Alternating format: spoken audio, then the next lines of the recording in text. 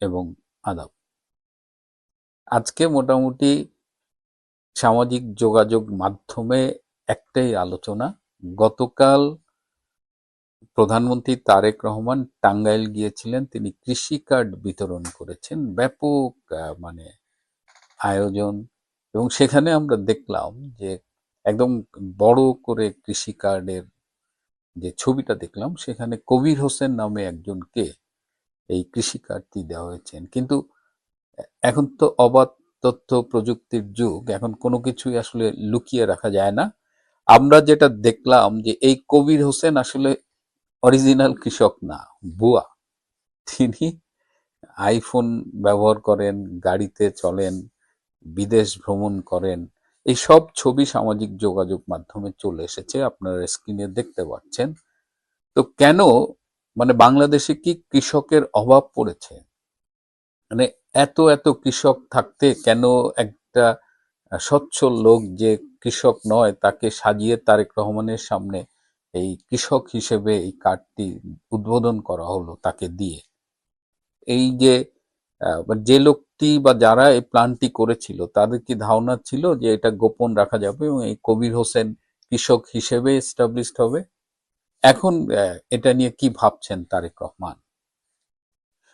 এই যে গতকাল আমি এমনি একটু বলেছিলাম, এই কৃষি কার্ড আসলে কৃষকদের স্মার্ট কার্ড দেওয়ার বা কৃষকদের ভাগ্য উন্নয়নে এই গত 15 বছর ধরে যে বৈপ্লবিক কাজগুলো,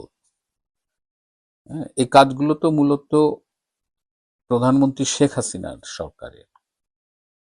তো আমরা তারেক রহমানের কাছে কিন্তু ইনোভেটিভ নতুন কিছু দেখতে পাচ্ছি না। তিনি শেখ হাসিনারই বিভিন্ন আইডিয়া, বলা যায় যে চুরি করে, নাম বদলে, যেমন কৃষককে স্মার্ট কার্ড দিয়েছেন শেখ হাসিনা এবং সেই স্মার্ট কার্ডে অনেক ইনফরমেশন থাকতো। আমি আপনাদের একটা ছোট্ট ভিডিও ক্লিপ দেখাই, একটু কাইন্ডলি শোনেন। ইতিহাসের সাথে এটা আমাদের একটু শোনা দরকার। দেখেছেন ভাই বোনেরা, এটা কি বলেন তো? এটা কি? এটার নাম হচ্ছে কৃষক কার্ড। এই কৃষক কার্ডটা হবে ব্যাংক কার্ডের মতনই সিস্টেম, আমরা অ্যাপ দিয়ে দিব আস্তে আস্তে। এই কৃষি কার্ডের মূল চিন্তা করেছিল আজকের প্রধানমন্ত্রী জনাব Tarique Rahman. Hey, I've seen this one. This is a classic. প্রণোদনা ভর্তুকি বিতরণ সহজীকরণে 1,62,00,000 কৃষককে স্মার্ট কার্ড দেওয়ার উদ্যোগ নিয়েছে সরকার। কৃষি উপকরণ, বীজ সরবরাহ, ব্যাংক অ্যাকাউন্ট সহ 71টি তথ্য থাকবে কৃষকের স্মার্ট কার্ডে। প্রকল্পের আওতায় 1,80,00,000 কৃষকের ডেটাবেস তৈরি করা হবে। দেয়া হবে স্মার্ট কার্ড। এর মাধ্যমে প্রণোদনা, কৃষি উপকরণের ভর্তুকি ও ঋণ সহায়তার মতো বিভিন্ন সেবা পাবে কৃষকরা। আমরা কৃষি উপকরণ কার্ড করে দিয়েছি এবং সরাসরি কৃষকদের হাতে তার ভর্তুকি টাকাটা যাতে পৌঁছায় সেই ব্যবস্থাটা করে দিয়েছে। সারা দেশে 1,62,00,000 কৃষকের ডিজিটাল প্রোফাইল তৈরি করতে যাচ্ছে সরকার।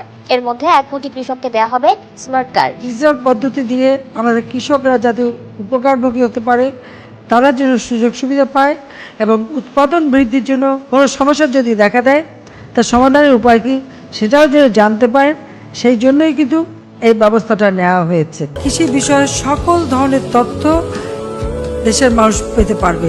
মাত্র 5% সুদে আমরা কৃষকদের জন্য টাকা বরাদ্দ দেবো। 96 সাল থেকে আমরা কৃষি ব্যাংকের মাধ্যমে বর্গা চাষিদের বিনা জামানতে কৃষি ঋণ দেওয়া শুরু করি।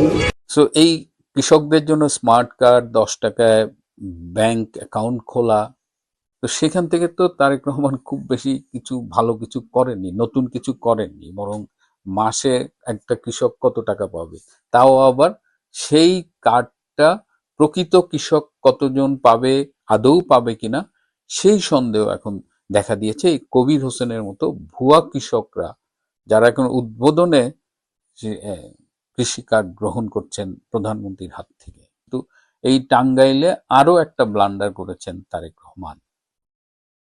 তিনি বলেছেন 1979 সালে জিয়াউর রহমানের সময় যে জাতীয় সংসদ নির্বাচন হয়েছিল, যে নির্বাচনে বিএনপির প্রতীক ছিল ধানের শীষ, সেটা নাকি ভাসানী ন্যাপের প্রধান মাওলানা আব্দুল হামিদ খান ভাসানী জিয়াউর রহমানের হাতে তুলে দিয়েছিলেন।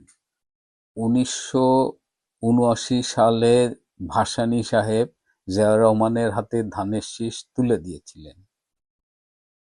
কিন্তু এখানে একটু দেখেন, '79 সালে নির্বাচনের সময় আসলো, সেই সময় মৌলানা ভাসানী শহীদ রাষ্ট্রপতি জিয়াউর রহমানকে বললেন, তোমার হাতে আমি ধানের শীষ তুলে দিলাম, তোমার হাতে আমি ধানের শীষ তুলে দিলাম।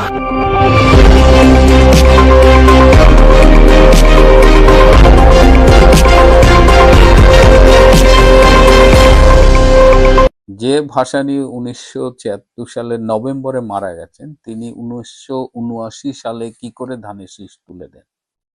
এই জন্যই বলছিলাম যে কারা তারেক রহমানকে পরামর্শ দেন, কারা তাকে তথ্য দেন।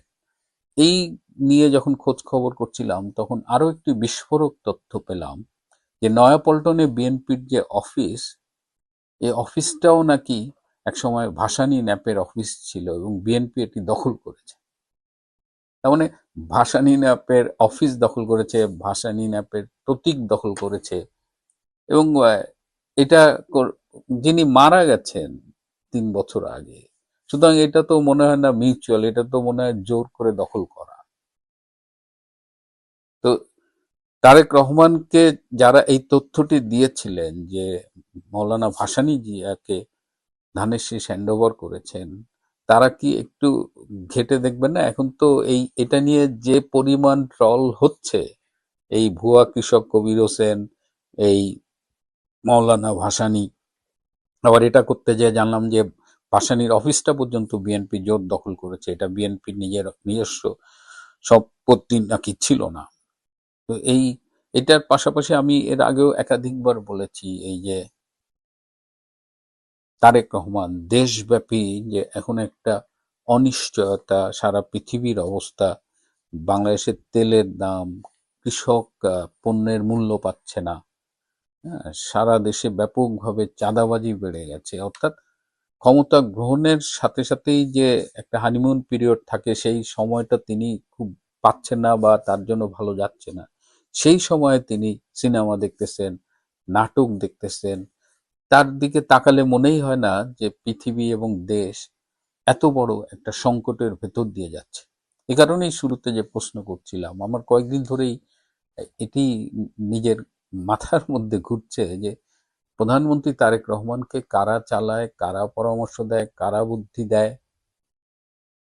এবং সঙ্গত কারণে জাতীয় সংসদে দেখলাম একজন তরুণ সাংসদ প্রশ্ন তুলেছেন যে Tarique Rahman nominal prime minister আর ফাংশনাল প্রাইম মিনিস্টার হলো বিএনপি সালাউদ্দিন আহমেদ।